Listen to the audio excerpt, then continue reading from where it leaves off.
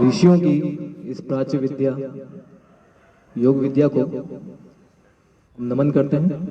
उन ऋषियों को नमन करते हैं जिन्होंने इस विद्या को, इस मानव सभ्यता को एक श्रेष्ठ मुकाम पर पहुंचाने के लिए, अपने जीवन के श्रेष्ठ लक्ष्य को पहचानने और उस पर पहुंचने के लिए ये विधा दी है। तो उन ऋषियों को नमन, इस विधा को नमन, और हमारे साथ में जुड़े सभी, इस ऑनलाइन सेशन में जुड़े सभी सहभागियों को, सभी मित्रों को, सभी साथियों को नमन। और ये विधा, ये योग विधा हम सभी को, हमारी चेतना को शिखरत्व प्रदान करे, श्रेष्ठत्व प्रदान करे, हम सभी को श्रेष्ठ मार्ग पर लेकर चले। इसी भावना के साथ में एक बार गायत्री महामंत्र का उच्चारण करेंगे। आप किसी भी मंत्र का, अपने इष्ट का, आराध्य का ध्यान कर सकते हैं, नाम ले सकते हैं। यहाँ से हम गायत्री मंत्र का उच्चारण करेंगे। गायत्री मंत्र का उच्चारण इसलिए क्योंकि आज के समय में व्यक्ति को सबसे ज्यादा जिस चीज की आवश्यकता है वो है सद्बुद्धि की। ऐसी बुद्धि जो सन्मार्ग पर लेकर चले, ऐसी बुद्धि जो सन्मार्ग दिखाए। तो इसी के साथ हम कमर गर्दन सीधा करें, आंखें बंद करें और गायत्री महामंत्र का उच्चारण करेंगे।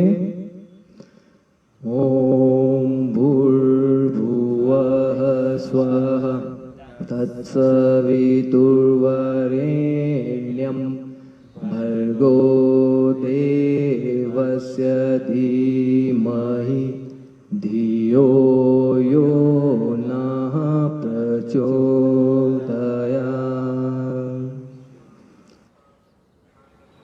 इस छठे अंतर्राष्ट्रीय योग दिवस की आप सभी को हार्दिक शुभकामनाएं। और अब हम इस ऑनलाइन सेशन को शुरू करेंगे। और इस सेशन में हमारे साथ में यहाँ पर कुछ मित्र जुड़े हैं और इस सेशन को हम 3 स्टेजेस में रखेंगे।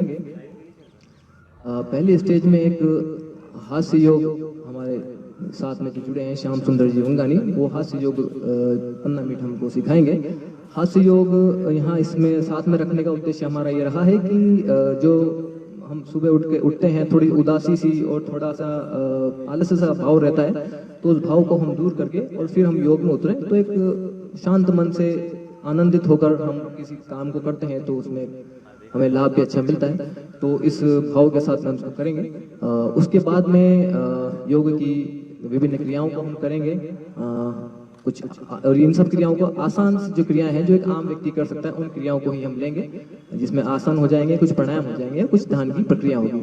और इसके साथ ही आज के समय में कोरोना महामारी के समय में कैसे हम हमारी इम्यूनिटी सिस्टम को, रोग प्रतिरोधात्मक क्षमता को बनाए रख सकते हैं, बढ़ा सकते हैं, क्या क्या वो प्रक्रियाएं हम अपने जीवन में अपनाएं, तो उस पर भी हम बात करते चलेंगे। साथ ही हमारे साथ में आयुर्वेदाचार्य हैं डॉक्टर लवकुश पराशर जी, वो भी हमारे साथ में जुड़ेंगे।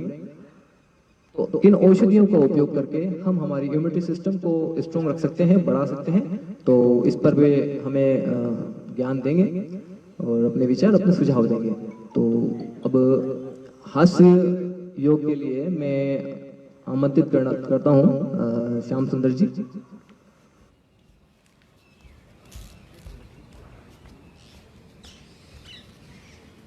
थैंक यू, धन्यवाद। ज़्यादा समय व्यतीत नहीं करते हुए अपन स्टार्ट करते हैं लाफ्टर योगा।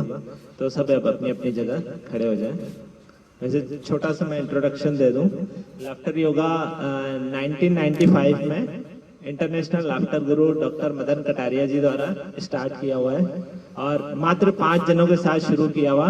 आज ये विश्व के सभी देशों के अंदर 10,000 से ज्यादा निःशुल्क laughter club all over world चल रहे हैं। तो अपन स्टार्ट करते हैं।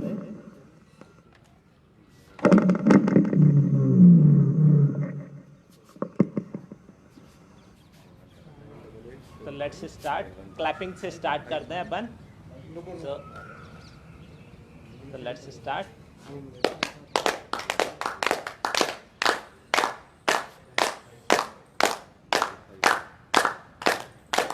पाम से पाम मिलाते हैं।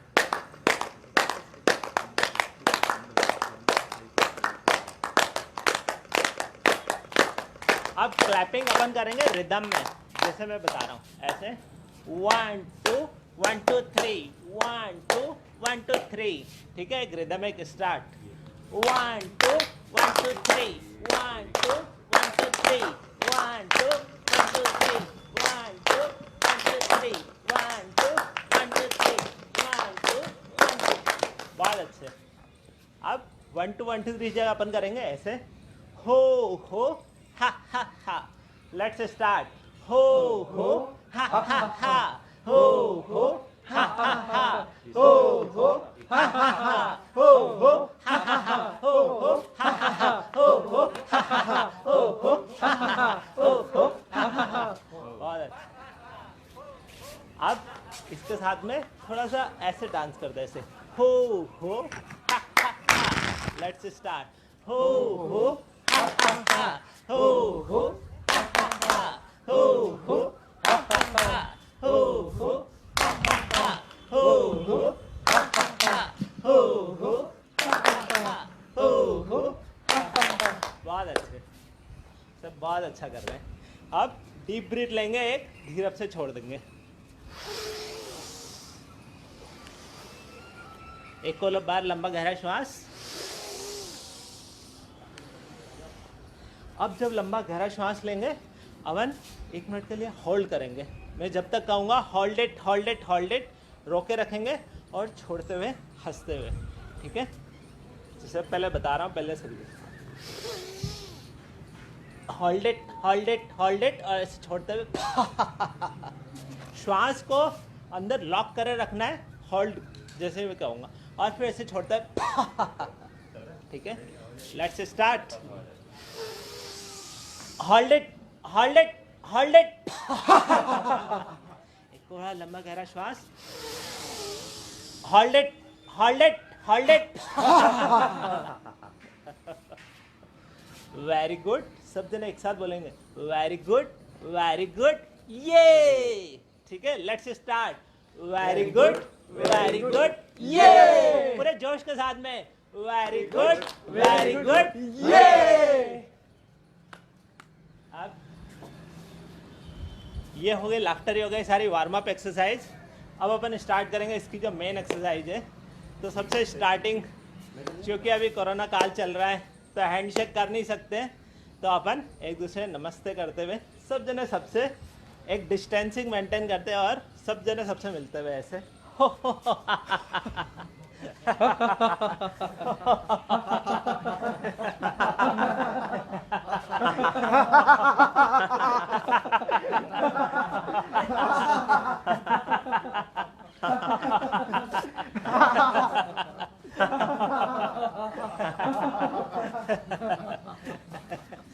सब जने एक साथ बोलेंगे वेरी गुड ये पूरे जोश के साथ में वेरी गुड ये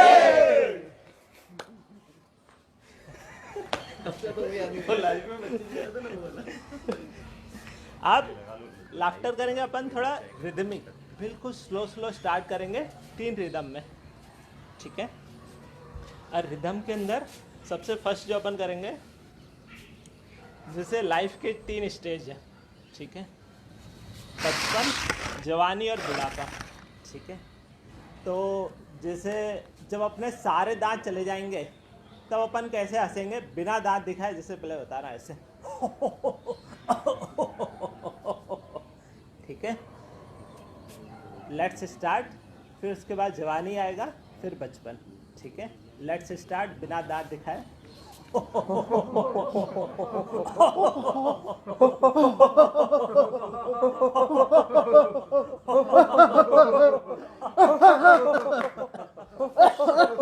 यंगर्स के जैसे सब जरा हाथ क्यों करें या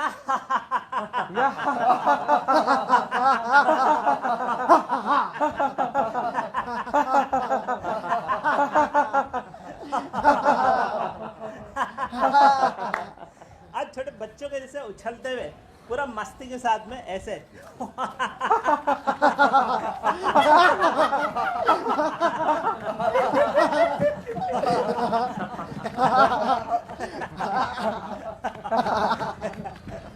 वेरी गुड ये पूरे जोश के साथ में वेरी गुड ये अब लाफ्टर लाफ्टर योगा को डेली लाइफ में कैसे अपन ऐड ऑन करें, ठीक है। तो सारी वार्म अप एक्सरसाइज के साथ में लाफ्टर करेंगे अपन, ठीक है। जैसे स्टार्ट करते हैं अपन नेक रोटेशन के साथ में और बिल्कुल स्लो स्लो मुस्कान के साथ में। पहले फ्रंट और अब राइट टू लेफ्ट,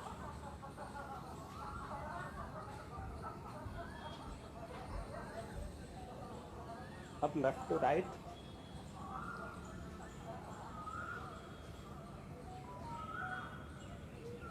और अब शोल्डर के साथ में बिल्कुल स्लो स्लो हंसते रहे।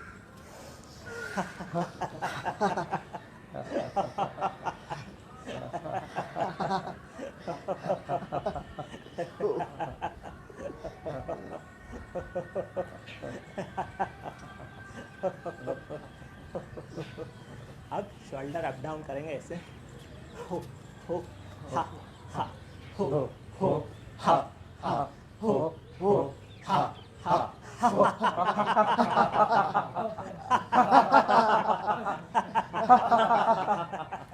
अब फिंगर्स को बिल्कुल मुस्कान के साथ में, अब बीच में ही थोड़ा रिलैक्स करेंगे, गहरी सांस लेंगे अपन और धीरे से छोड़ देंगे। एक और लंबी गहरी सांस। अब ये रोटेट करते हैं।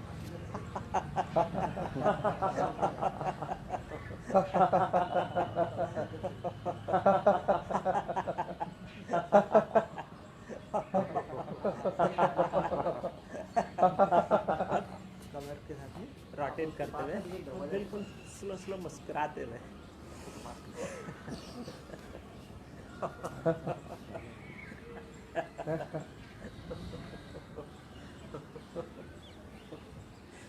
अब लेफ्ट टू राइट,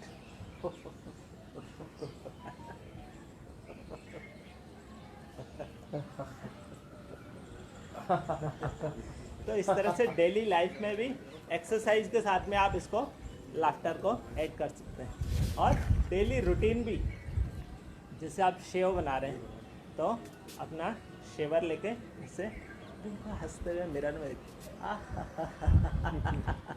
पहले शेविंग जैसे क्रीम लगाई, फिर और जैसे सपोज कोई फेस क्रीम लगानी है तो सब जस्ट इमेजिन हाथ में क्रीम लिया, जस्ट इमेजिन हाथ में क्रीम लिया, ठीक है, उसको लिया, अब इसको लगाते रहे ऐसे।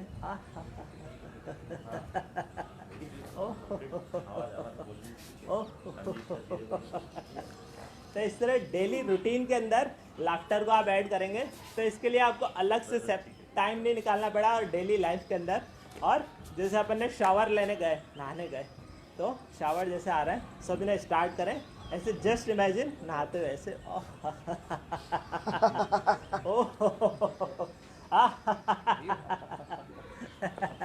तो इस तरह से डेली रूटीन में आप इसको लाफ्टर को ऐड कर सकते हैं।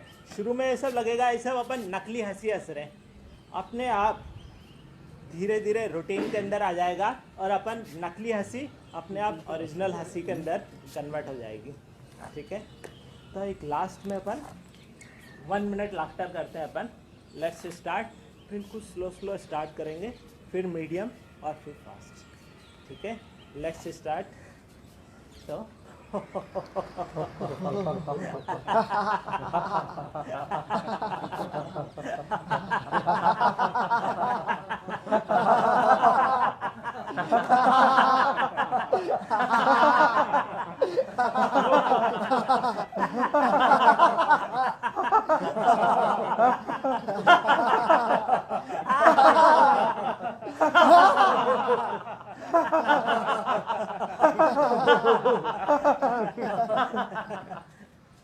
अब लाफ्टर में भी मेडिटेशन होता है। सब अपनी जगह बैठेंगे और ऐसे करते हैं।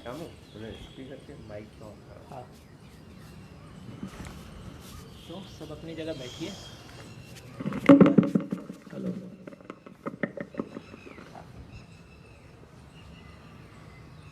बिल्कुल अपन मन करके बिल्कुल हल्का हल्का मन मन मुस्कुराएंगे, बिल्कुल मन मन। गहरी श्वास लेंगे पहले अपन, मुंह से छोड़ देंगे। और लंबी गहरी श्वास और बिल्कुल मन मन मुस्कुराते हुए लाफ्टर स्टार्ट करेंगे, बिल्कुल मन मन मुस्कुराते हुए।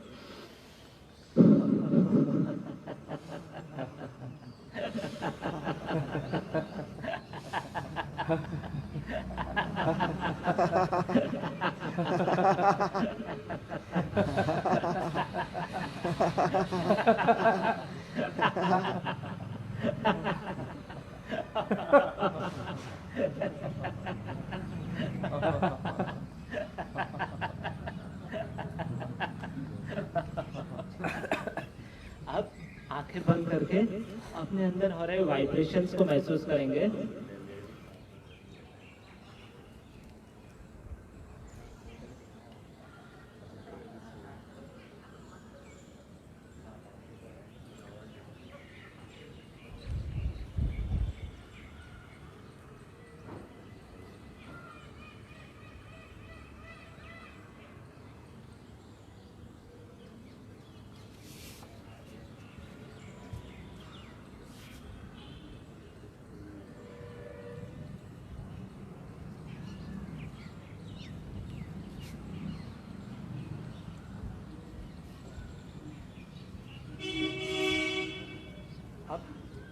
धीरे से आंखें खोल सकते हैं।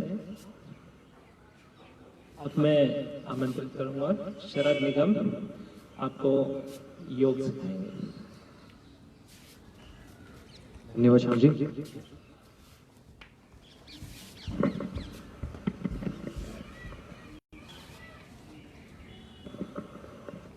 योग, जैसा कि हमने पहले बात की, हम सभी जानते हैं एक प्राचीन विधा है। चेतना को, हमारी चेतना को एक मुकाम, एक शिखर को पहुंचाने वाली एक ये साधना है, विधा है। इसके बारे में अलग अलग ऋषियों ने अपने अपने हिसाब से, अपने अपने तरीके से विचार व्यक्त किए हैं। गीता में भगवान श्री कृष्ण ने कहा है, योग कर्मसु कौशलम, कर्मों में कुशलता ही योग है। तो वहीं पर महर्षि पतंजलि, जिन्हें हम योग के पितामह के रूप में जानते हैं, तो उन्होंने इसके बारे में कहा है, योगस्य चित्तवृत्ति निरोधः, चित्त की वृत्तियों का निरोध ही योग है। तो वहीं पर एक विष्णु पुराण है, विष्णु पुराण में ये बात कही है कि योग संयुक्त नाम इति जीवात्मा परमात्मने, आत्मा और जीवात्मा और परमात्मा के योग का नाम ही, संयोग का नाम ही योग है। एक जैन संत हुए हैं, काफी प्रसिद्ध हैं, और वो संयोग से हमारे चित्तौड़गढ़ राजस्थान से ही हैं, और उनका नाम है आचार्य हरिभद्र। उन्होंने भी इस बारे में अपने विचार व्यक्त किए। उन्होंने कहा है, मक्खेण जीव्याणाम सब्बो भी धम्म व्यवहारो योग, अर्थात मोक्ष की प्राप्ति के लिए किए जाने वाले सारे प्रयास योग में आते हैं, योग है। इसी तरह से बौद्ध धर्म में भी इस बात को अपनाया है। उन्होंने ये कहा है कि कुशलता पूर्वक जो चित्त की जो कुशलता है वही योग है। तो इस तरह से अलग अलग ऋषियों ने और अलग अलग मतों ने, धर्मों ने अपने अपने हिसाब से योग को व्यक्त किया है, और इसे सबने सर्वसम्मति से स्वीकार किया है। तो योग में किसी धर्म का, किसी जाति संप्रदाय या देश का किसी एक उसका हक नहीं है, ये सभी के लिए, पूरी मानव जाति के लिए है। तो इन्हीं सब बातों को हम ध्यान में रखें और इसको, योग को अपने तरीके से जीवन में अपनाते चलें, इनकी विधाओं को जानें और अपने जीवन में इसको अपनाएं। अब हम बात करते हैं आगे योग के बारे में। हम शुरू करते हैं योग की प्रक्रिया। उससे पहले मैं आपको कुछ छोटी चीजें वो बता देना चाहता हूँ, जिसको हम ध्यान में रखकर और जिसे हम करके इस कोरोना महामारी के समय में हम हमारी इम्यूनिटी सिस्टम को बूस्ट कर सकते हैं, बढ़ा कर रख सकते हैं, मजबूत कर सकते हैं। तो इसमें सबसे पहला तो हम ये करें कि सुबह जब हम उठते हैं तो एक उषा पान का क्रम हम अपनाएं। हल्का गुनगुना पानी करके धीरे धीरे उसे हम पीना शुरू करें। 2 गिलास 3 गिलास शुरू कर सकते हैं। 1 गिलास से शुरू करके इसे 4 गिलास तक ले जाए, धीरे धीरे आपको दिन को उसको पीना है। तो ये हमारे पाचन तंत्र को भी मजबूत करेगा और शरीर के सिस्टम को एक सही लेवल पर लेकर आता है। तो इस उषापान को हम करें। दूसरा, हम सुबह उठकर गरारे करें, क्योंकि जैसे हमने पढ़ा है उसके बारे में, कोरोना बीमारी के बारे में जान रहे हैं कि सीधा रेस्पिरेटरी सिस्टम पर अटैक करता है। तो हम गरारों का प्रयोग करें, उसमें हल्का सा फिटकरी या काला नमक, सेंधा नमक हम उसमें डालें और हल्का गुनगुना पानी उसको रखें, उससे गरारे करें, तो हमारा गला है उसे साफ रहेगा।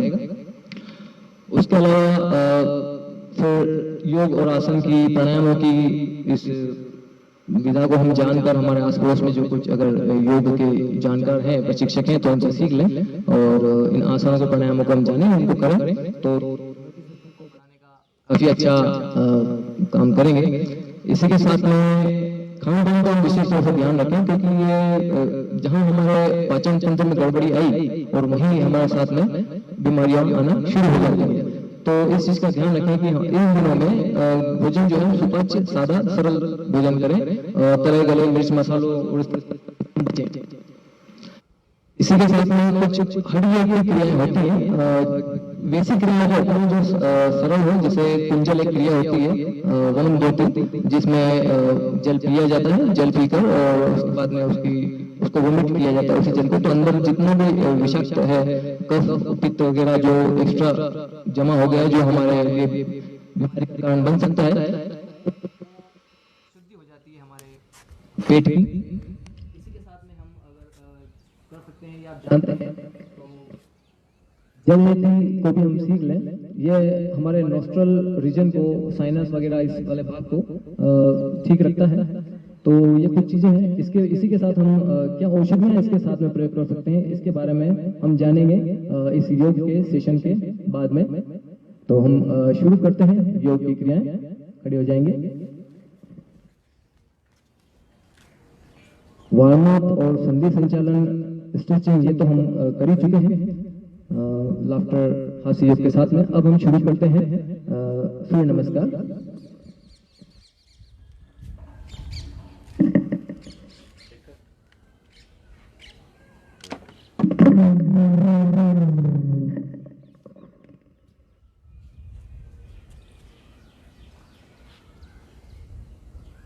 नमस्कार मुद्रा बनाएंगे। ओम मित्राय नमः, ओम मित्राय नमः, ओम रवये नमः, ओम सूर्याय नमः, ओम भानवे नमः, ओम खगाय नमः, ओम पुष्णे नमः, ओम हिरण्यगर्भाय नमः, ओम मरीचये नमः, ओम आदित्याय नमः, ओम सवित्रे नमः, ओम अर्काय नमः, ओम भास्कराय नमः, ओम भास्कराय नमः। तो ये एक बार हुआ है। इसे अपनी क्षमता अनुसार आप 3 बार 5 बार से शुरू करके और धीरे धीरे इसे बढ़ा सकते हैं। ये इम्यूनिटी सिस्टम को स्ट्रॉन्ग करने के लिए भी काफ़ी प्रभावी आसन है। हमारे पाचन तंत्र को भी मजबूत करने के लिए और पूरे शरीर को एक टोन अप कर देता है। प्रज्ञायोग आसन हम करते हैं। प्रज्ञायोग आसन 16 आसनों का एक कॉम्बिनेशन है और इसमें शरीर के संपूर्ण सारे ही अंगों की एक्सरसाइज इसके अंदर हो जाती है। तो इसे भी हम करते हैं। पीछे की तरफ थोड़ा चले जाएंगे आसन के।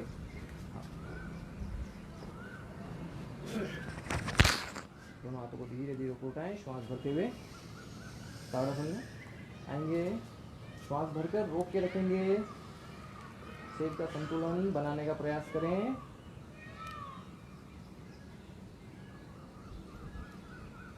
श्वास छोड़ते हुए धीरे धीरे आगे आएं। पादहस्तासन में जहाँ तक संभव है आपका हाथ पहुँचाना, वहाँ तक पहुँचाएँ। आप अगर ज़मीन को छू सकते हैं तो ज़मीन को छुएं। पैर घुटनों से सीधे रहेंगे। कोशिश करें सर को घुटनों से छूने की। वज्रासन में आ जाएंगे। साधारण सांस लें और बाहर छोड़ें। श्वास भरते हुए उत्कर्षण में आएंगे।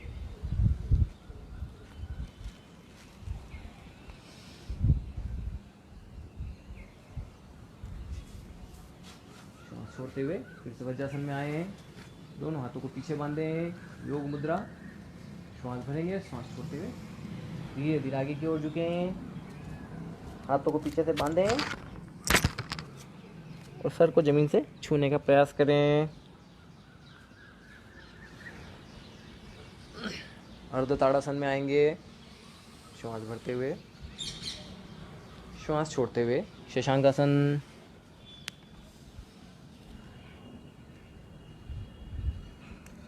यहीं से हम भुजंगासन में जाएंगे। सीधे भुजंगासन, बाएं तरफ से पीछे एडी को देखने का प्रयास करें। फिर से सीधे हो जाएं और दाएं तरफ से पीछे एडी को देखने का प्रयास करें। फिर से सिर सामने की ओर लाएं। श्वास भरें और श्वास छोड़ते हुए भुजंगासन में शशांकासन में आएं।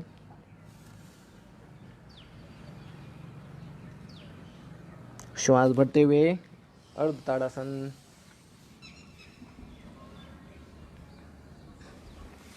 साधारण श्वास में रहें। उत्कटासन में आए। दोनों हाथ जमीन पर रखें पादहस्तासन के लिए।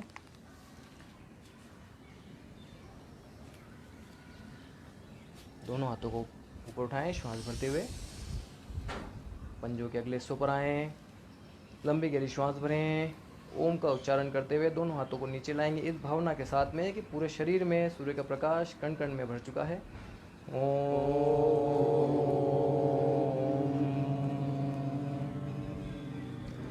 योग के हम कोई भी योग की क्रिया करें उसके साथ में हमारा ध्यान और हमारी भावना, हमारा मन और हमारी भावना साथ में जुड़ी रहनी चाहिए, तो योग का हम अधिक से अधिक लाभ ले सकते हैं। नहीं तो ये एक शारीरिक क्रिया बन के रह जाती है।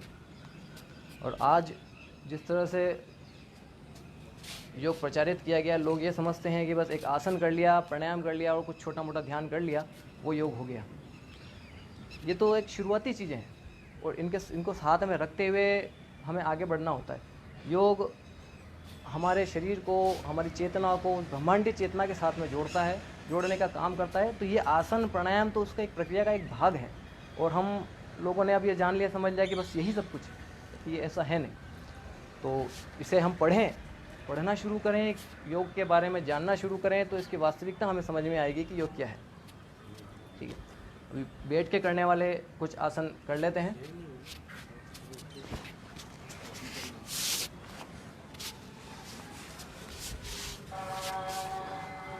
ठीक है, दोनों पैरों को बांधें। तितली आसन के लिए पोजीशन बनाएंगे।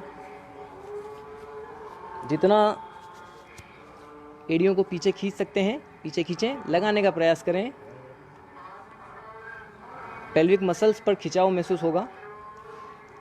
धीरे धीरे दोनों पैरों को ऊपर नीचे करेंगे।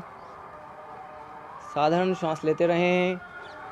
शरीर के जिस क्षेत्र में दबाव खिंचाव महसूस हो रहा है, उस खिंचाव की ओर अपने ध्यान को ले जाएं और ये भावना करते चलें वो एरिया, वो शरीर का वो क्षेत्र, वो अंग स्वस्थ हो रहा है, सुदृढ़ हो रहा है, वहाँ के रोग परेशानियाँ सब दूर हो रही हैं। इन भावनाओं के जितना हम इस क्रिया के साथ में रखेंगे उतना ही ज़्यादा फायदा हमें योग में मिलेगा। ठीक है, रोकें, श्वास भरते हुए पीछे जाएं और श्वास छोड़ते हुए धीरे धीरे आगे आएंगे। सर को पैर के अंगूठे से छूने का प्रयास करेंगे। फिर से सीधे हो जाएं, श्वास भरते हुए। ठीक है, गोमुख आसन करते हैं। बाएं पैर को नीचे रखें, दाएं पैर ऊपर। इसमें दो क्रियाएं हैं करने की। हम साधारण क्रिया को देखते हैं। ठीक है, पैर सीधा रखें। राइट लेग है तो राइट हैंड ऊपर जाएगा। ठीक है, और बायां हाथ पीछे करके क्रॉस करने का, उसे बांधने का प्रयास करें। इस तरह से कोशिश करेंगे दोनों हाथों को छूने की, पकड़ने की। आप नहीं छू सकते, इतना भी छू पा रहे हैं तो ठीक है। आज इतना प्रयास करेंगे तो कल इतना भी होगा। अपने प्रयासों को बराबर बनाए रखें।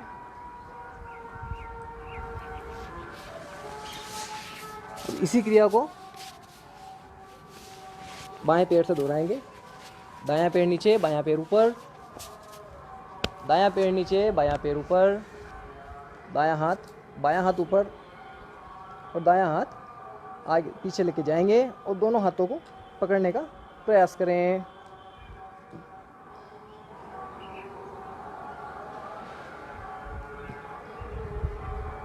धीरे धीरे दोनों हाथों को खोल दें। ठीक है, लेट के करने वाले कुछ अभ्यास कर लेते हैं। इम्यूनिटी सिस्टम बढ़ाने के लिए इसमें एक मयूरासन है, कुछ प्रभावी आसन है, कुछ महाप्रभावी आसन है। उसमें से एक मयूरासन है जो हमारी पाचन क्षमता को तीव्र कर देता है। एक मयूरासन को हम देख लेते हैं, जो कर सकते हैं वो करें।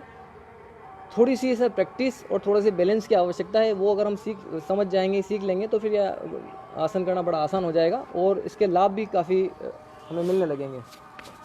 कोई भी बीमारी हमारे शरीर में आती है तो वो पाचन तंत्र में गड़बड़ होने से आती है और बढ़ती भी है। फिर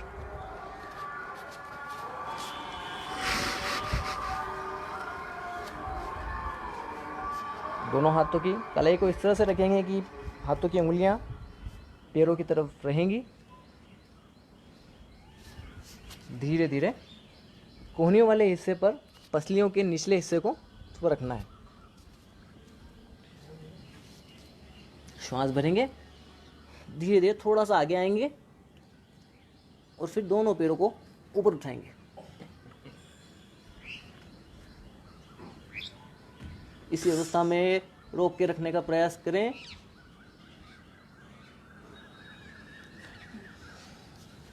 शुरू में ये कठिन पड़ सकता है, लेकिन एक बार जब ये करना आप सीख जाएंगे तो बड़ा आसान होगा ये। इसके साथ में हम लेटने वाले आसन कर लेते हैं जो पेट पर विशेष तौर से प्रभाव डालें। धनुरासन के लिए पोजीशन बनाएंगे। दोनों पैरों को पीछे मोड़ें, दोनों हाथों से पकड़ें, श्वास भरेंगे और दोनों पैरों को ऊपर उठाएं। पेट के हिस्से पर रहने का प्रयास करेंगे। सारा ध्यान नाभि क्षेत्र पर, मणिपुर चक्र पर रहेगा।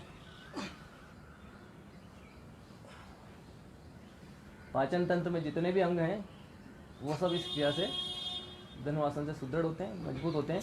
रक्त संचार वहाँ बढ़ता है।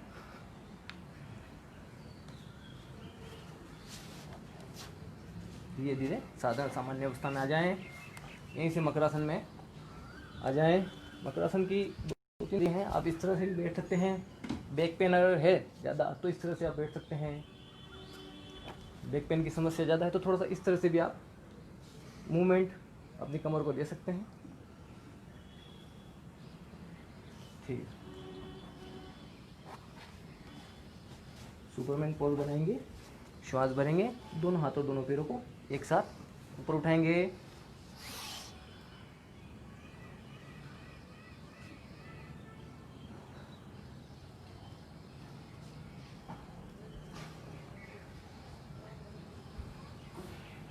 धीरे धीरे सामान्य अवस्था में आए।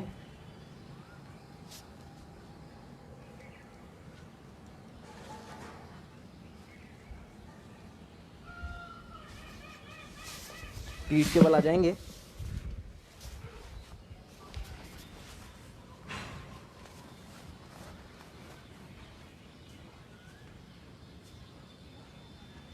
शलभासन की पोजीशन बनाएं। दोनों पैरों को थोड़ा सा ऊपर उठाना है, थोड़ा सा ऊपर उठाना है दोनों पैरों को और रोक के रखना है। उसी पोजीशन में रोक के रखें।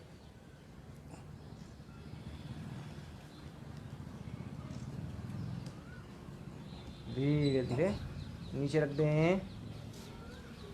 लंबी गहरी श्वास भरें, धीरे धीरे बाहर छोड़ें।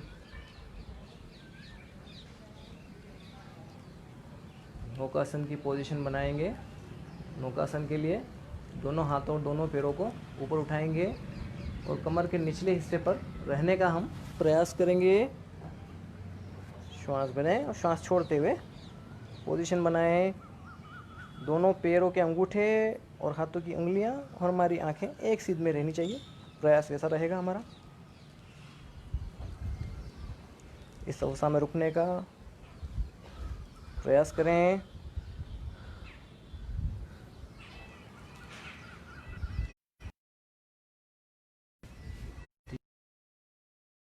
आ जाएं, शवासन में आ जाएं।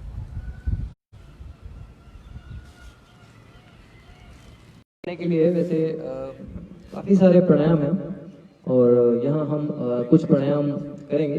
पहला प्राणायाम है नाड़ी शोधन, और नाड़ी शोधन प्राणायाम इसके साथ में भस्त्रिका प्राणायाम जोड़ के एक नाड़ी शोधन की नई विधा है, ये हमने सीखी है।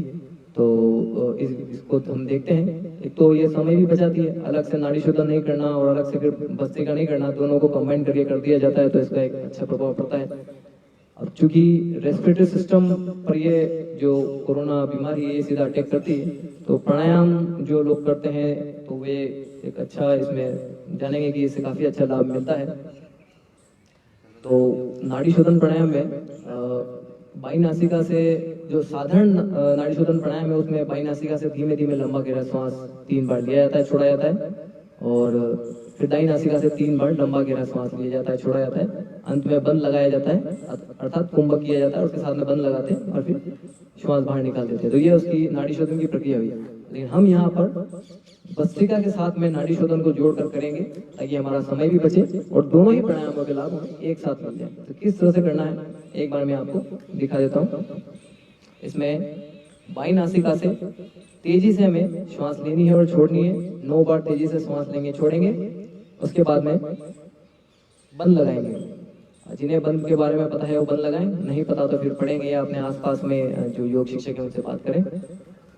बंद लगाएं, बिना श्वास के जब रहें बंद लगाएं, फिर बाई नासिका से श्वास भीतर भरेंगे, बंद लगाएंगे और बाई नासिका से ही बाहर निकालेंगे 10 बार में। यही प्रक्रिया हम दाई नासिका से भी करेंगे और यही प्रक्रिया दोनों नासिका से साथ में करेंगे। तो यहाँ से मैं एक बार बता देता हूँ किस तरह से हम करेंगे।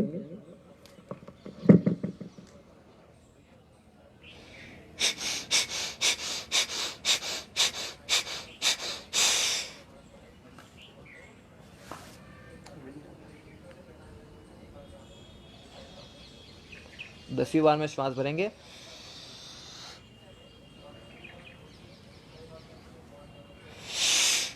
और बाई नासिका से ही बाहर निकाल देंगे। दाई नासिका से यही क्रिया हम दोहराएंगे।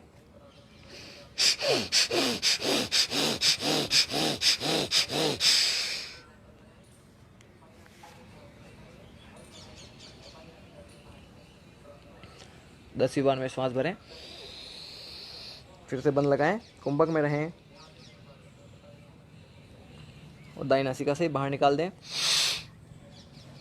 ये क्रिया हम दोनों नासिका से करेंगे।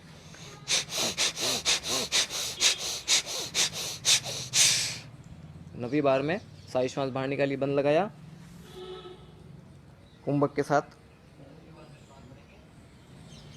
बंद खोलें, दोनों नाक से श्वास भरेंगे, बंद लगाएंगे, कुंभक करेंगे, मुंह से श्वास बाहर निकाल देंगे। तो ये क्रिया है, इसको हम करते हैं। तो शुरू करें। दाई नासिका को बंद करें, बाई नासिका से जल्दी जल्दी 9 बार सांस ले और छोड़ें।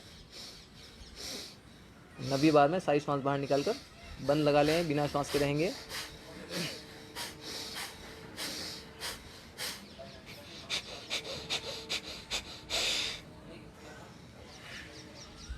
अपनी क्षमता अनुसार जितनी देर बंद लगा सकते हैं लगाएं। बंद खोलें, बाई नासिका से ही श्वास भरेंगे, फिर से बंद लगाएं, कुंभक में रहें, फिर श्वास बाहर निकालें।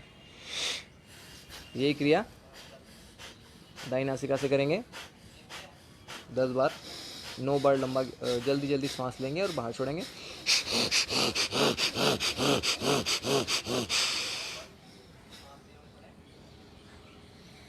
बंद लगाएं,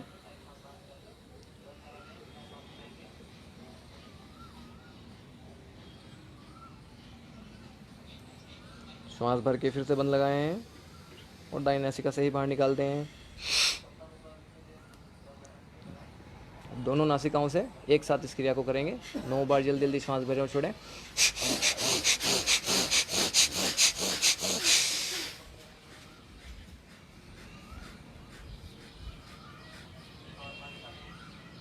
बंद लगाएं,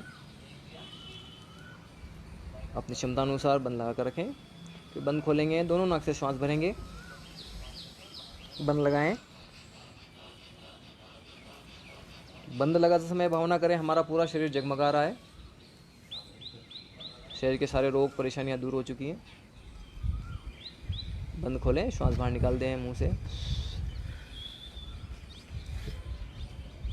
इसके साथ में और भी प्राणायाम है। नाड़ी शोधन का एक साधारण जो प्रक्रिया है वो भी हम कर सकते हैं। इसी के साथ सूर्यभेदन प्राणायाम है, उसे आप इसमें जोड़ सकते हैं। सूर्यभेदन प्राणायाम भी गर्मी थोड़ी शरीर में बढ़ाता है, तो जिससे वायरस और कीटाणु जीवाणु जो शरीर में आ गए हैं तो उन्हें टेम्परेचर बढ़ने से शरीर का वो खत्म हो जाते हैं, समाप्त हो जाते हैं। तो हालांकि चूंकि अभी गर्मियों का मौसम है तो सूर्यभेदन प्राणायाम को ज़्यादा नहीं करेंगे। अगर करते भी हैं तो 5 बार 7 बार तक इसे रख सकते हैं। तो ये प्राणायाम की ये विधि हुई। इसी के साथ में कुछ जो योग की वे क्रियाएं हैं उसके साथ में जैसे कपालभाति एक क्रिया है योग की, उस क्रिया को भी इसमें हम जोड़ सकते हैं। और अग्निसार क्रिया है उसे भी हम इसमें ले सकते हैं। इसी के साथ भ्रामरी प्राणायाम है, तो एक बार हम भ्रामरी प्राणायाम करते हैं। भ्रामरी प्राणायाम में के लिए अंगूठे से कानों को बंद करें, बाकी उंगलियों को चेहरे पर आंखों पर रखें, लंबी गहरी श्वास भरें और ओम का उच्चारण करेंगे।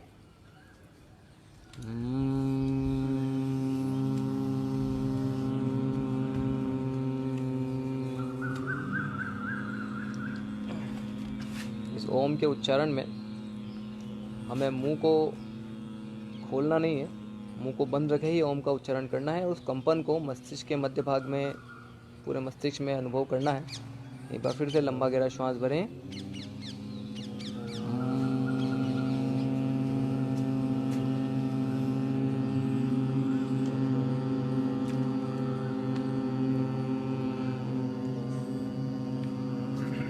एक बार फिर से लंबा गहरा श्वास भीतर भरें और ओम के उच्चारण के साथ में भ्रामरी प्राणायाम करें।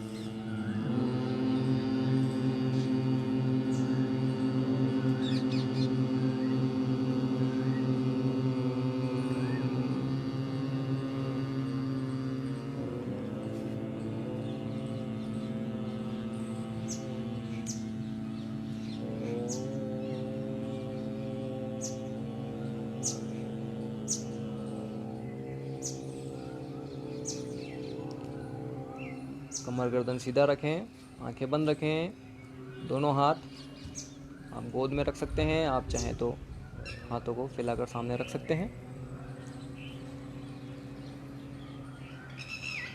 इसी अवस्था में ध्यान में जाने का प्रयास करेंगे।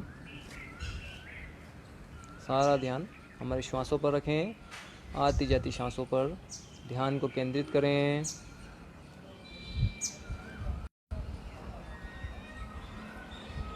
ये महसूस करें, अनुभव करें कि ये श्वास शरीर में कहाँ तक, शरीर के किस अंग तक अंदर उतर रही है।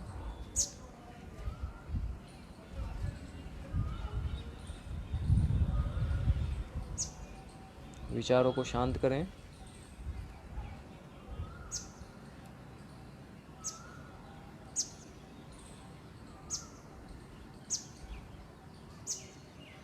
पॉजिटिव अफर्मेशंस, सकारात्मक विचार इस समय में हम स्वयं को दे सकते हैं, जिससे एक सकारात्मक दृष्टिकोण का और सकारात्मक शक्ति का प्रभाव हमारे जीवन में, हमारे शरीर में बढ़े, हमारे सोच और हमारे चिंतन में बढ़े। ये भावना कर सकते हैं इसी के साथ कि ईश्वरीय शक्ति, सूर्य का प्रकाश, सूर्य का तेज इस प्रकाश के रूप में हमारे शरीर में, हमारे भीतर उतर रहा है।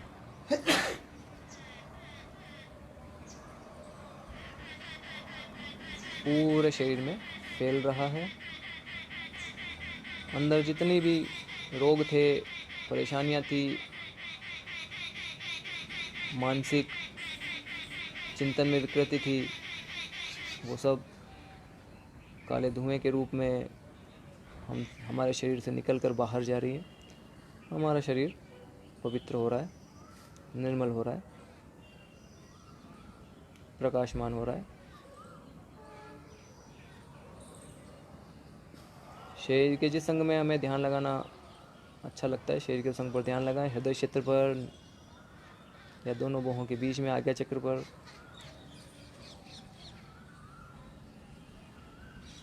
वहाँ हो रहे स्पंदनों को अनुभव में लाएं।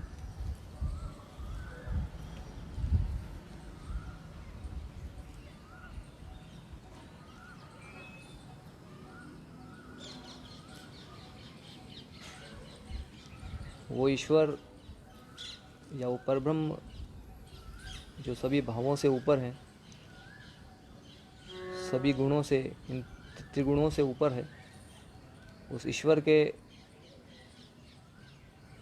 हम अविनाशी आत्मा है। ऐसा भाव करें, मैं शुद्ध हूँ, ये जो मेरी आत्मा है वो शुद्ध है, वो बुद्ध है, निर्मल है, मैं पवित्र हूँ। ईश्वर की समस्त शक्तियाँ बीज रूप में मेरे अंदर निवासरत हैं। वो शक्तियाँ मुझे सन्मार्ग पर प्रेरित कर रही हैं, जीवन में सत्यता को अपनाने के लिए प्रेरित कर रही हैं। मेरी मानसिक शक्ति, शारीरिक शक्ति और जीवन के समस्त आयाम उदरगामी हो रहे हैं।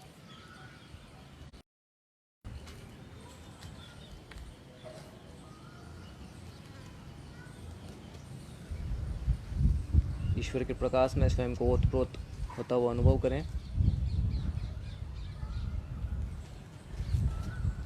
ऐसा भाव करें, सूर्य का प्रकाश हमारे भीतर उतर रहा है और हमारा पूरा अस्तित्व सूर्य में विलीन हो रहा है। सूर्य के प्रकाश से मिलकर हमारा शरीर भी प्रकाशमान हो गया है, एक हो गया है, आकाशवत हो गया है। शरीर का यहाँ कोई नामो निशान तक नहीं। एक विशुद्ध चेतना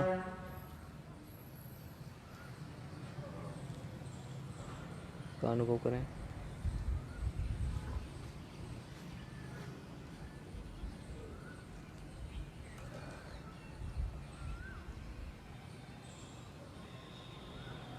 लंबी गहरी श्वास भरें, धीरे धीरे बाहर छोड़ें। एक और लंबी गहरी श्वास भीतर भरें, धीरे धीरे बाहर छोड़ें।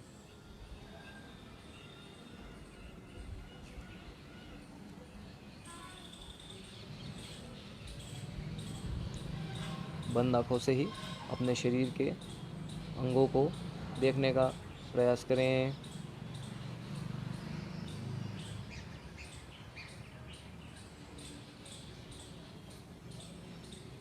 दोनों हाथों को रगड़ते हुए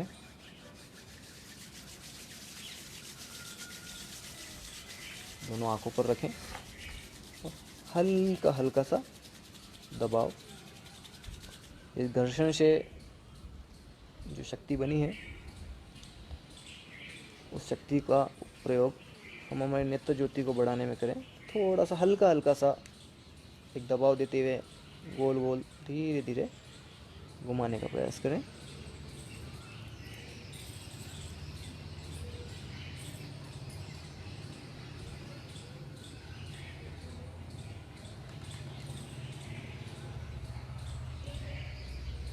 इस जीवन के लिए ईश्वर को धन्यवाद दें।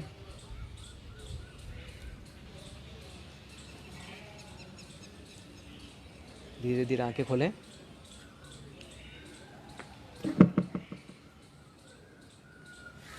अभी हमारे बीच में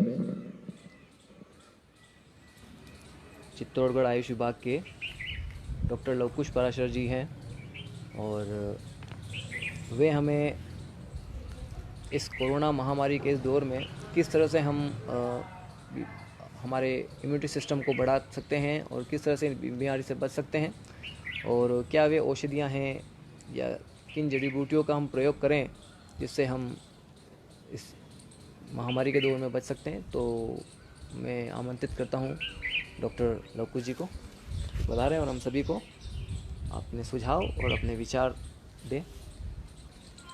योग दिवस की सभी को आज की शुभकामनाएं। अंतर्राष्ट्रीय योग दिवस आज हमारे देश के लिए पूरे विश्व में जो मनाया जाता है एक गौरवपूर्ण दिवस है।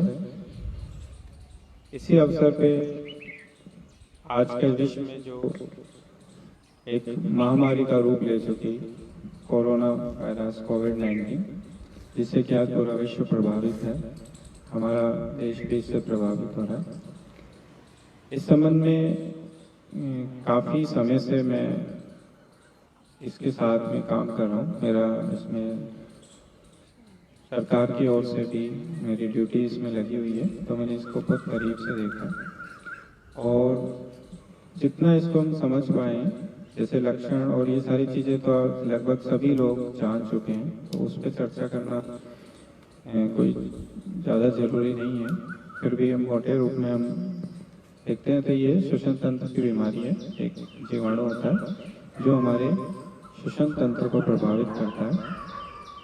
जो मुख्य रूप से इसमें समस्या प्रारंभ होती है वो ये है कि जब अगर व्यक्ति की इम्यूनिटी क्षमता प्रॉपर वे में नहीं होती है और जब तक उसके शरीर में एंटीबॉडीज इनके प्रति डेवलप नहीं होते हैं, उस दौरान अगर हमारा शरीर इसके प्रति ज़्यादा सुग्राही हो जाता है, रिएक्ट करने लगता है, तो हमारे लंग्स के अंदर श्लेष्मा की परत जमने लगती है और वो वहाँ पर ऑक्सीजन लेने की क्षमता उनकी खत्म होने लगती है।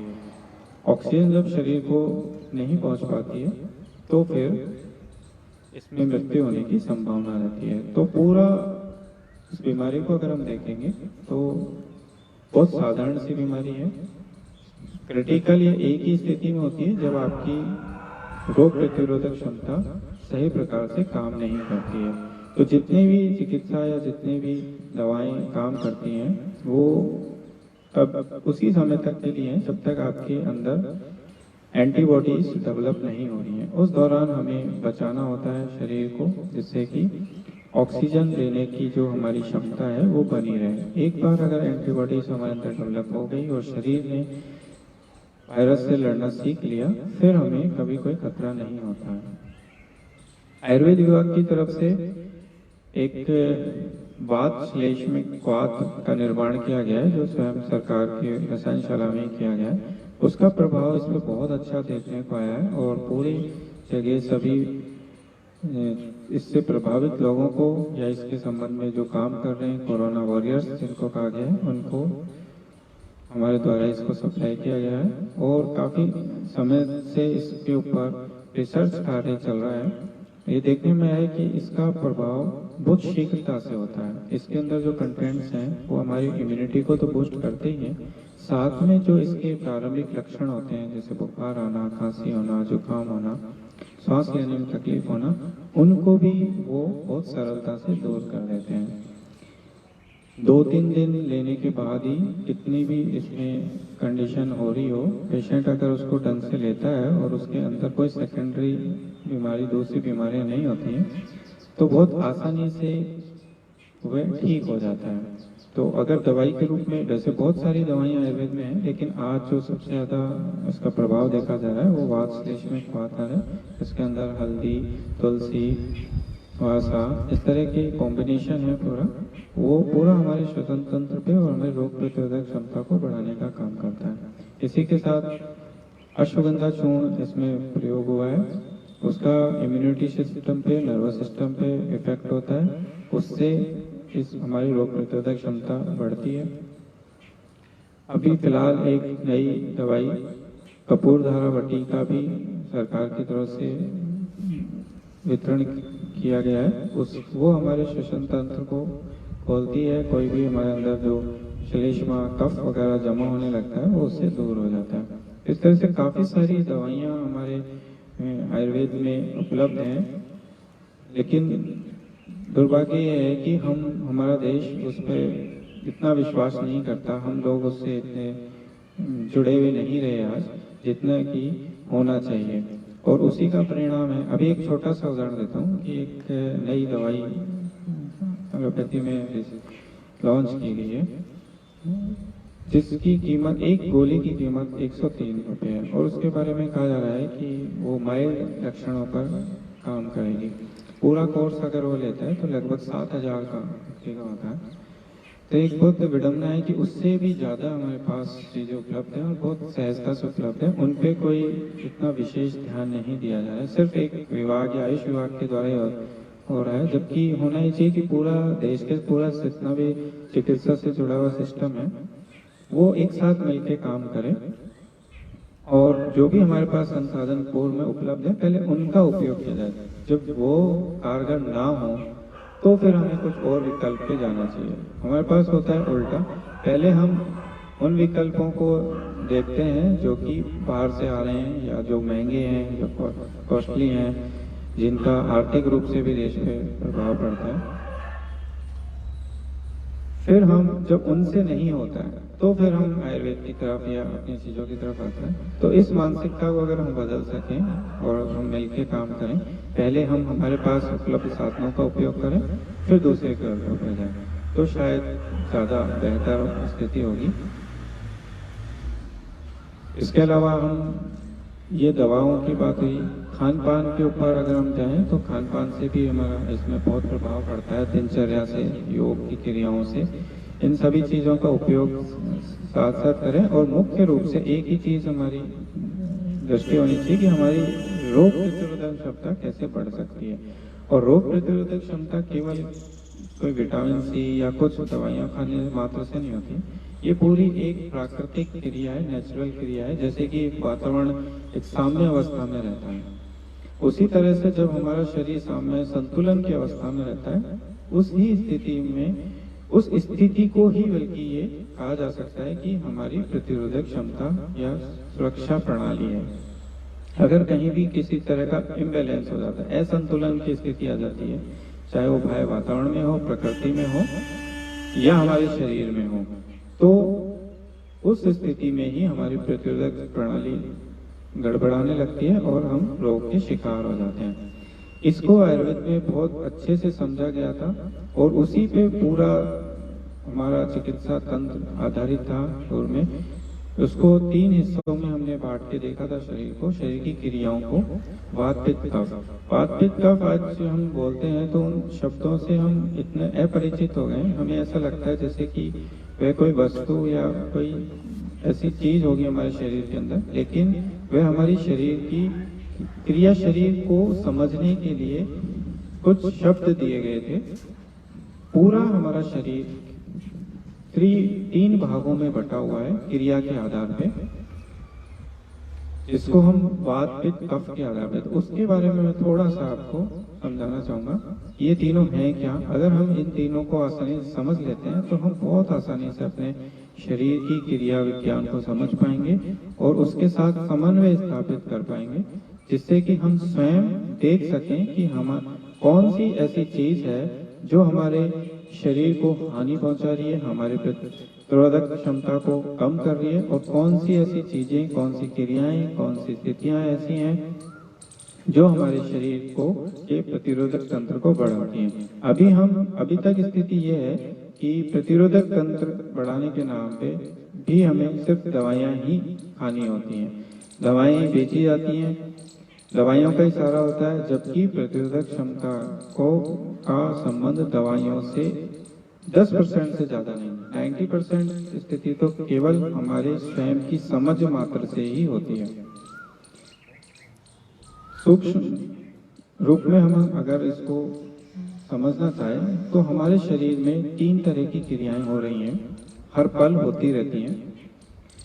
एक क्रिया होती है जिससे कि हमें संगति हो रही है, जैसे खून का दौरा चल रहा है, हमें संवेदना हो रही है, हमारा पाचन तंत्र कार्य कर रहा है, हमारे जितनी भी तरह की गतियां, चाहे वो शरीर के बाहर हो चाहे शरीर के बाहर भीतर हो, उन सारी गतियों को हमने वात क्रिया का नाम दिया था। दूसरी प्रकार की पित्त की क्रियाएं होती हैं। पित्त की क्रियाएं वे क्रियाएं होती हैं जिससे कि हमारे शरीर में ऊर्जा का निर्माण होता है। पाचन इससे इसका एक उदाहरण है। हमने खाना खाया और वह पच गया। पचने के बाद हमारे शरीर के अंदर उससे ऊर्जा का निर्माण हुआ। इस क्रिया को हमने पूरी तरह से पित्त के अधीन रखा है। तीसरी जो हमारी मुख्य क्रिया होती है उसमें निर्माण की क्रिया होती है। शरीर में धातुओं का निर्माण होता है, जैसे हड्डियों का निर्माण हो रहा है, अस्थि का निर्माण होता है, खून का निर्माण होता है। ये जो निर्माण की क्रियाएं हैं, जो पित्त के द्वारा हमें ऊर्जा मिली, उसके द्वारा हमारे शरीर का निर्माण होता है। इसको हम कफ की क्रिया कहते हैं। इन तीनों के अलावा हमारे शरीर में चौथी कोई क्रिया नहीं होती है। अगर इन तीनों का संतुलन बना रहे तो हमारा शरीर निरोग रहता है। अगर इन तीनों में असंतुलन की स्थिति हो जाती है, कोई भी क्रिया कम या ज्यादा होने लगती है, उदाहरण के तौर पे अगर पित्त की क्रिया कम हो जाती है तो हमारा पाचन तंत्र खराब हो जाएगा। और ये बहुत सामान्य सी चीज है जिसे आप सब बहुत आसानी से अपने जीवन में कितनी ही बार अनुभव करते हैं। अगर हम कभी गरिष्ठ आहार कर लेते हैं और वो पूरी तरह से पच नहीं पाता है तो हमें अजीर्ण, गैस्ट्रिक प्रॉब्लम्स, कॉन्स्टिपेशन तुरंत हो जाते हैं। तो वह सारा कारण है कि हमारी जो एक क्रिया है वो प्रभावित हो गई है। इसी तरह से अन्य भी क्रियाएं, तो आयुर्वेद में रोग को कभी भी ये नहीं माना कि ये कोई बाहर से प्रभावित होने वाली चीज है। बाहर के रोग भी होते हैं, लेकिन जब तक हमारा शरीर उनसे प्रभावित नहीं होगा तब तक हमें रोग नहीं हो सकते। तो पूरा का पूरा जो प्रभाव, जो पूरा विज्ञान स्थापित किया गया था, वो इसी आधार पे, स्वयं अनुभव के आधार पे स्थापित किया गया था कि व्यक्ति स्वयं अपने भीतर अनुभव कर सके, वे जान सके कि हम क्या खा रहे हैं और उसका हमारे शरीर पे क्या प्रभाव पड़ रहा है। इसी में इसकी संवेदनशीलता जितनी ज्यादा हमारे अंदर होगी, और इस संवेदनशीलता को बढ़ाने में योग का बहुत अधिक महत्व है। ध्यान, योग, इनसे हम जब जुड़ते हैं तो हमको स्वयं पता लगने लगता है अपने आप, एक चेतना हमारे अंदर है। ये आज के युग में बहुत अलग लगने लगा है, क्योंकि आज का जो चिकित्सा विज्ञान है वो पूरा एविडेंस बेस है। मतलब जैसे आज हमारी न्याय प्रणाली अगर हम देखते हैं तो सबूतों के आधार पर चलती है। चाहे आपको कितना भी पता हो कि ये चीज सही है या गलत है, लेकिन अगर उसके खिलाफ एविडेंस नहीं है तो जो दोषी है वो भी छूट जाता है और जो दोषी नहीं है उसको सजा भी हो जाती है। ये हम बहुत प्रैक्टिकली देखने में आता है। इसी तरह से चिकित्सा का भी आज का टाइम है कि वो भी एविडेंस बेस्ड हो गया पूरा, कि आपके पास सबूत है तो माना जाएगा, नहीं है तो नहीं माना जाएगा। लेकिन पूर्व में ऐसा नहीं था। पूर्व में अनुभव आधारित चिकित्सा थी, हमारी व्यक्तिगत आधारित थी वह, और सारा जो नॉलेज आता था वो भी हमारे भीतर से आता था। आज भी आता है, लेकिन हम उससे अपरिचित हो गए हैं। तो अगर हम उस और वापस से अपने कदम बढ़ाएं और वापस से अपने भीतर जाने की कला हम सीख लें, जिसे योग और ध्यान कहा जाता है, तो हमें पता लगेगा कि हमें बाहर से ज्ञान की कोई आवश्यकता नहीं होती है। हम स्वयं जान पाते हैं कि हमारे लिए क्या सही है और क्या गलत है। क्योंकि हर व्यक्ति, जितने भी संसार में व्यक्ति हैं, सब भिन्न हैं। कोई भी दो व्यक्ति एक जैसे नहीं होते हैं। तो अब दो व्यक्ति एक जैसे नहीं है तो उनके लिए दवा भी एक जैसी नहीं हो सकती है, खाना पीना भी एक जैसा नहीं हो सकता, आहार विहार भी एक जैसा नहीं हो सकता। तो प्रत्येक व्यक्ति के लिए अलग अलग दवा का निर्माण करना, प्रत्येक व्यक्ति के लिए एक पूरी दिनचर्या बनाना, खाने पीने की व्यवस्था करना, ये बहुत असंभव सी बात है। इस पे नहीं हो सकता। इसलिए हम एक सामान्य नियम लेके चलते हैं, और सामान्य नियम हर व्यक्ति पे लागू नहीं होता है। तो इसका बेहतर सबसे अच्छा तरीका यही है कि हम अपने प्रति जागृत होना सीखें, हम अपने प्रति सचेत होना सीखें। तो हमें स्वयं पता लगने लगेगा कि ये चीज जो सभी मेरे घर में 5 जने उनके लिए अनुकूल है, लेकिन मेरे लिए अनुकूल नहीं है। और धीरे धीरे हम इस चीज को बहुत आसानी से पकड़ने लगेंगे, और वह जब उस दिशा में हम बढ़ेंगे तो उसी तरह से औषधियां भी, हम जब कोई दवा लेंगे तो हमें बहुत स्पष्ट महसूस होगा कि ये दवा अगर हमने ली तो इसका प्रभाव हमारे शरीर पर क्या हुआ, और इसका अच्छा प्रभाव हुआ, इसका गलत प्रभाव हुआ। तो धीरे धीरे हम अपने लिए औषधियों का भी चयन करना सीख जाएंगे। तो मेरा अंत में यही सभी को एक सुझाव रहेगा कि जो हमारे मूल चिकित्सा विज्ञान रहा है उसको हमें बढ़ावा देना चाहिए और उसके प्रति सजग होना चाहिए और उसके विज्ञान को समझना चाहिए। हर व्यक्ति यहाँ पे पूर्व इससे जुड़ने पे स्वयं चिकित्सा वैज्ञानिक के रूप में काम करता है। वो कितनी ही सारी हर व्यक्ति खोज कर सकता है कि किस चीज का, किस औषध का, किस दवाई का, किस खान पीने का क्या प्रभाव हो सकता है, जो कि किसी भी बड़ी से बड़ी लेबोरेटरी में उनको कर पाना संभव नहीं होगा। तो इसलिए अगर हम इस विज्ञान पे काम करते हैं तो हम अपने लिए भला करेंगे, समाज के लिए भला करेंगे और देश के लिए भला करेंगे। तो जितना हम अपने आप में गहरे में जा सकते हैं इसको जाएं और इसकी कला को सीखें। जब तक हम उसमें निपुण नहीं होते हैं तब तक हमें जो हमारे ज्ञान उपलब्ध है उसका सहारा लेना चाहिए। धन्यवाद। प्रणाम सभी को प्रणाम।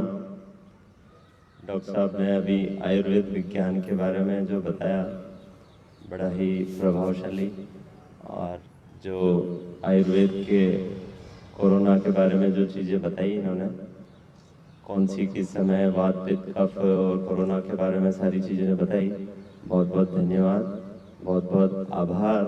और सब मेरे साथी भाइयों, स्पेशल श्याम जी लाफ्टर योगा से शुरुआत करते हुए, वार्म अप करते हुए, फिर हमारे शरद जी निगम योग प्रशिक्षक, योग कराया, आत्मानुभूति तक लेके आए सारी चीज़ें। और सभी मीडिया पार्टनर्स, मेरे शेखर भाई, नवीन जी माली और भी सारे साथी गण, सभी को बहुत बहुत धन्यवाद। और सभी मेरे जो लाइव व्यूवर्स, सब भाइयों बहनों, जितने भी लाइव हमारे व्यूवर्स रहे, सभी को बहुत बहुत धन्यवाद। हमारे साथ जुड़े रहे, हमारे साथ इतना स्नेह रखा, सभी को तहे दिल से एक बार फिर से धन्यवाद। स्वस्थ रहें, मस्त रहें, निरोग रहें, योग करें। इसी के साथ मैं आखिरी में शांति पाठ करना चाहूंगा। ओम शांति।